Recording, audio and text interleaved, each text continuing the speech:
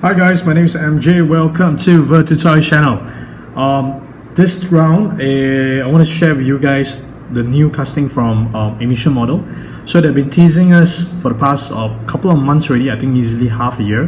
That they will be coming up with two new casting after the previous four, the R35, the 86, the RX7, and then the EG6 as well. So they have the two new castings, actually the R34, which I have already shared with you, and the other one is the Supra.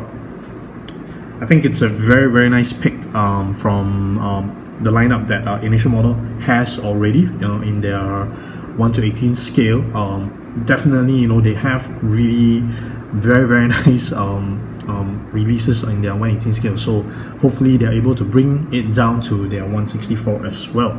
So the first Supra is being China exclusive, okay, in white. Somehow this lags behind the R34 a little bit in terms of release. I think up until today there's easily 6 or 7 color variants that we know that they will make from the R34 already. So the Supra, nothing much at the moment. We do see some prototypes definitely, but yeah, we don't know much details of the release for sure yet. Okay, so first look definitely looks really nice. I like the 5-spoke they've chosen to go with the Supra. I think that goes very nicely.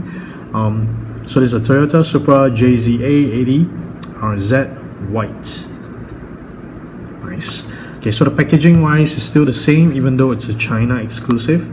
I do not see anywhere that states that. Yeah. Okay, so we just go to the car straight. Just put this aside. Okay, so the base plate concept and the base design is still very similar to the rest of the release so far. There's a bit of texture, okay, on the base, and then on the metal plate, you see their brand initial model. They use the Supra logo. That is very nice. JZA80. So from here you can see that carbon fiber effect on the roof and also on the hood. I think this is one of the better looking carbon fiber effect that I've seen so far. It's definitely better than any on any of the other brands, premium brands that I've seen so far. It looks very realistic, if you ask me. It's flat, no texture to it, but I think it's just the way it's being printed, the quality.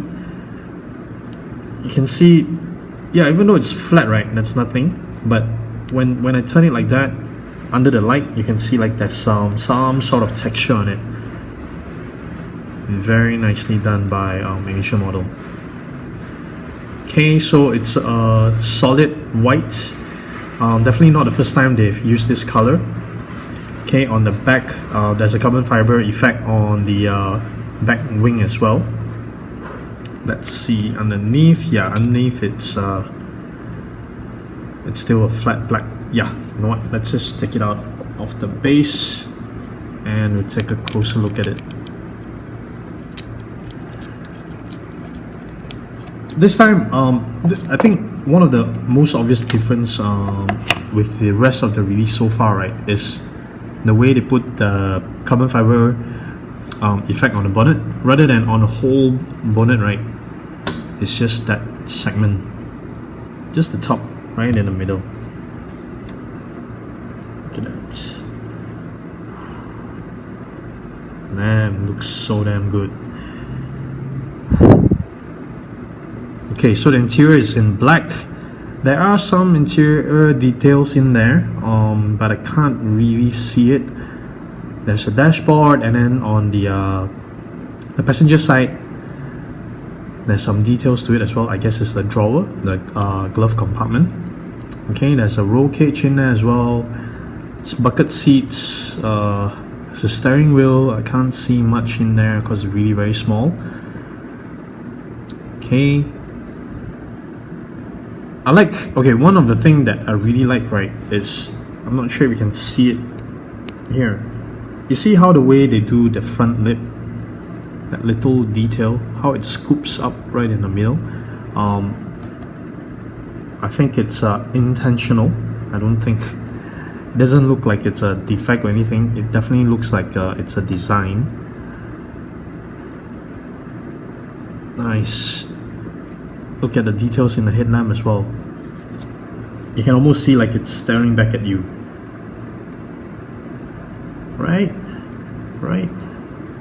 Damn, this thing looks so damn good.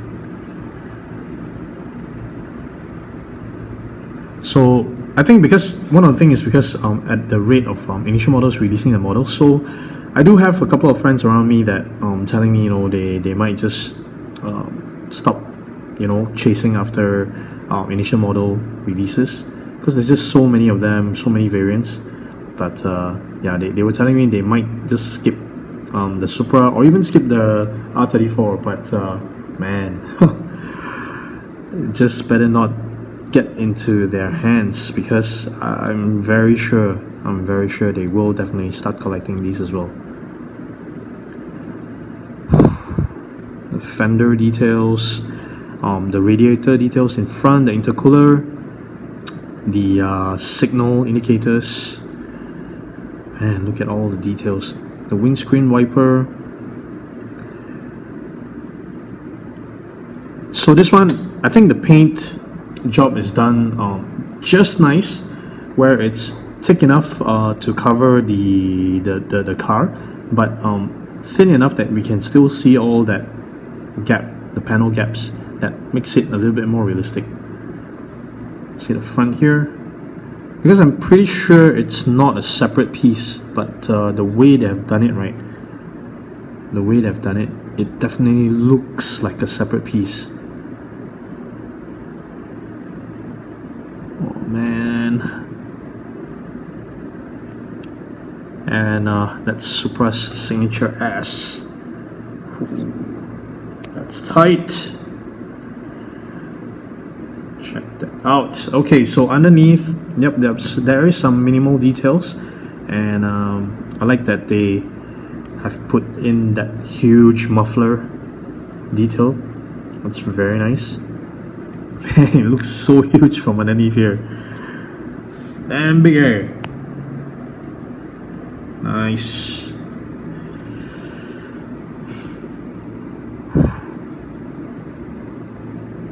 Okay, so I'm definitely looking forward to the other colors that they will release, but let's see. We've been doing pre-orders for the R34, but none for the for the Supra yet. So let's see.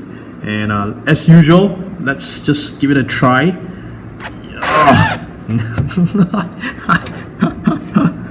No, yeah. You hear it? Yeah, it doesn't work. Alright, so it doesn't roll.